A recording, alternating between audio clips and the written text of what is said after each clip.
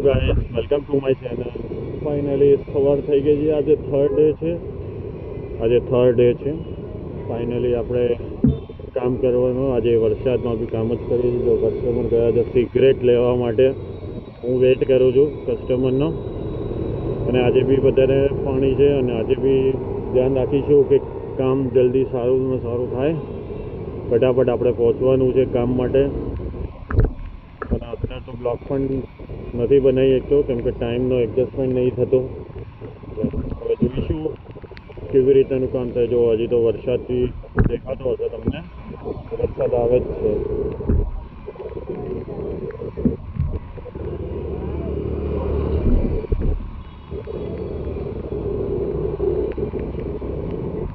ચલો હવે આપણે કસ્ટમર આવી ગયા છે, જઈએ.